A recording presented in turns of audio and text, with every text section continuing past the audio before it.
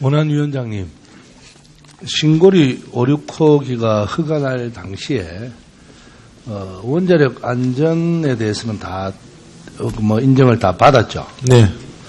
그러면 저희들이 그때 야당 때 우리가 제기했던 전력계통의 문제점 다소기가 있으면서 그리고 또 지진 문제 이런 문제에 대해서도 명백하게 했다고 보장할 수 있습니까? 전력계통 안전성 문제에 대해서는 사실 저희보다는 산업부가 더 가깝고요.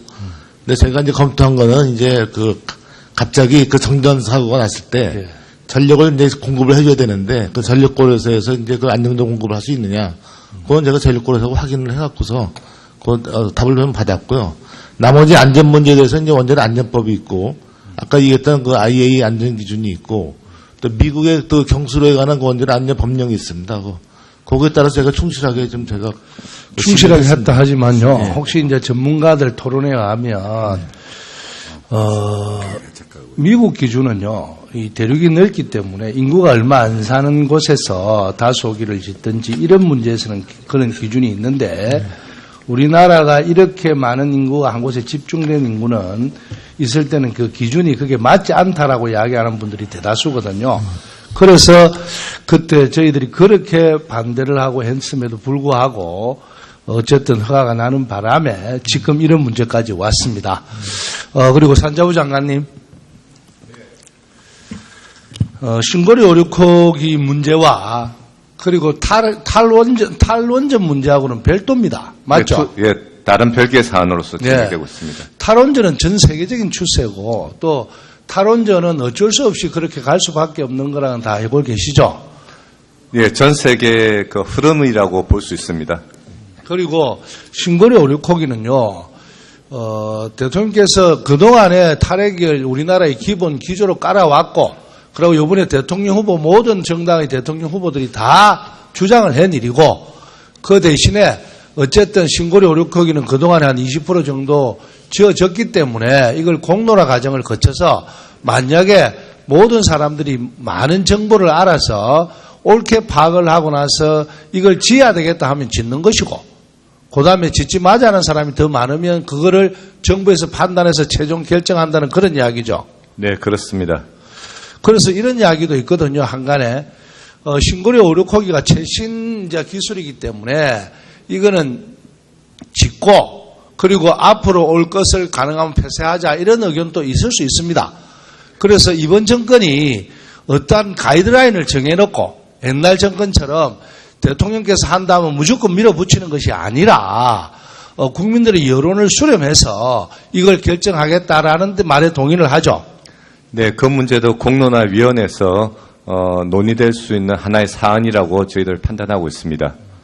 그래서 잘못 알면요, 이 정권이 가이드라인을 정해놓고 안 한다라고 정해놓고 한다라는 이야기를 많이 하는데 그런 문제는 장관님께서도 좀 여론에 그렇지 않다라고 좀 해주시면 고맙겠습니다. 네, 그러도록 하겠습니다. 네. 그리고 경제부총리님, 장관님 혹시 산업 경쟁력 강화 관계 장관 회의라는 거 알고 있습니까? 네, 제가 거기 주재하고 있습니다. 지금도 하고 있어요? 아직 그 회의를 한 번도 안 했죠? 예, 아직 한 번도 안 했고요. 원래 8월 말에 할까 하다가 지금 9월 달에 첫 회의를 열까 생각하고 있습니다. 이것이 원래 2016년 6월 30일 날 서별관 회의가 문제가 돼서 이 훈령으로 이걸 억지로 맹글었습니다. 알고 계십니까? 제가 그 스토리는 사실은 자세히 모르고요. 다만 이 산경장에서는 구조적 문제라든지 하는 것들을 다루는 산업 경쟁력 강화를 위한 장관 회의이고 제가 거기 주재하고 있습니다. 그런데 문제는 그때 당시에 6월 30일 전에 서별관 회의에서 한진 해운안 있습니까? 네네. 이 문제를 가지고 옳게 처리를 못하는 바람에 이걸 훈령으로 만들어서 법령으로 만드는 거로 제가 알고 있거든요. 네네. 제가 잘못 알고 있을 수도 있습니다만. 네네. 그래서 그때 한진해운 문제에 대해서는 어떻게 생각합니까? 우리 부총리께서는. 제가 그때는 정부에 있지가 않기 때문에 바깥에서만 봤습니다만 한진 같은 경우에는 저 당사자 그 손해부담 그 원칙이라든지 뭐 이런 것들을 그 적용을 해서 그렇게 처리한 것으로 알고 있습니다. 네. 그런데 보십시오. 지금 해운업계는요, 그때 당시에 한 3천억 정도면 회생할 수 있었던 것을 한진해운이 죽으면서 우리나라 한 10조 정도가 이 지금 손해를 봤다라는 이야기가 공공연하게 이야기하고 있습니다. 앞으로 경제장관 회의할 때는요, 그 담당 부처 장관님하고 또 전문가들을 불러서 정확하게 파악하고 하셔야지 앞으로 이런 우를 범하지 않습니다. 맞습니까? 그 이제 한진해운 당시에 이제 그 당사자 그 부담의 원칙이라든지 이런 것을 해서 나름대로 뭐 정한 걸로 알고 있습니다만 아마 뒤에 제가 보니까는 그 해운 쪽 전체나 또는 물류라든지 이런 것에 대한 조금 거시적인 부분도 좀 충분히 고려를 했어야 되지 않나 하는 생각이 듭니다. 그리고 이번에 해운업계 아까 여러 의원님들도 말씀을 하셨는데 지금 중국과 일본은요, 정부 주도의 파격적인 금융 혜택을 통해서 조선업 진행에 박차를 가하고 있거든요. 또 우리 해운업계도 좀 그렇게 해주시면 좋겠고요, 부총리님. 네네. 지금 국제 조선 해운업계는 선박에 대한 환경 규제가 강화돼서요, 해운사들이 대대적으로 선박 교체 시기가 다가오고 있다는 건 알고 계시죠? 네, 그렇습니다. 그러면 좀 거기에 대한 적극 지원이 필요하다는 것도 알고 계시죠? 네네.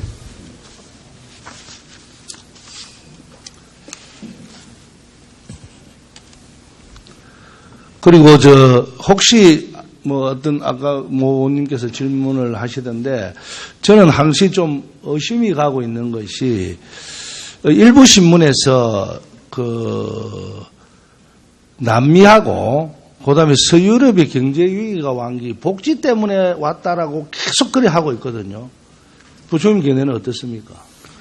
그 나라들은 뭐 그런 점이 있습니다만 그 사례를 우리에게 이렇게 적용하는 것은 맞지 않다고 생각합니다. 제가 알기로는 정치 부패가 더 큰 원인이었거든요. 그래서 정치 시스템이 잘못돼서 완기 더 많은데 일부 신문에서 그런 이야기를 하면 전 국민들이 그게 사실이냐 복지 때문에 뭐 국가가 망한다 이런 것이 너무 좀 퍼져져 있는데 거기에 대해서 정확하게 좀 파악을 하셔서 올바른 홍보가 좀 될 수 있도록 해주시면 고맙겠습니다. 네네, 잘 알겠습니다. 그리고 총님 또 이런 이야기도 하나 들어보십시오. 제가 이거는 뭐 개인적인 견해이기도 하고 최근에 제가 뭐 여러 의견이 나오고 있습니다. 어린이집 지원, 네. 그리고 또 유치원 지원 이런 것을 물론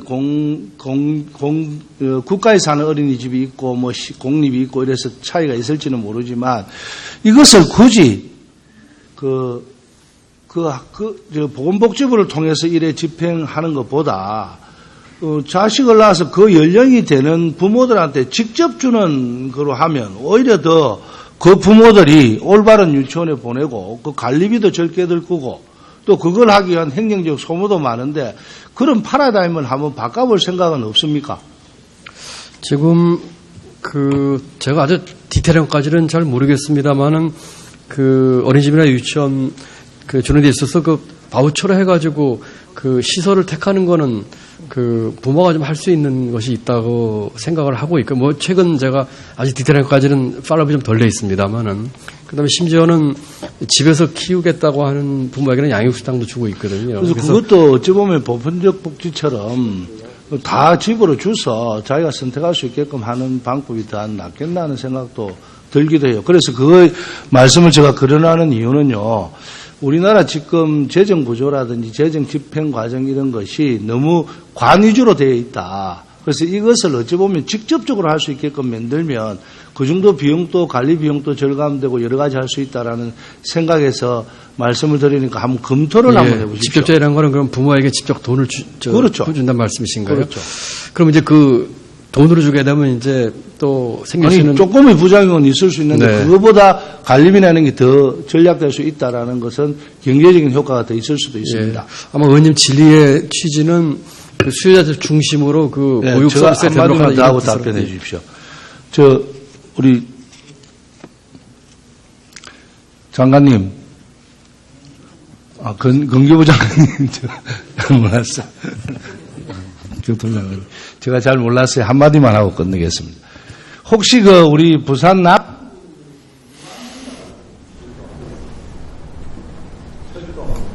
무암선요? 아직 못 들어봤는데요.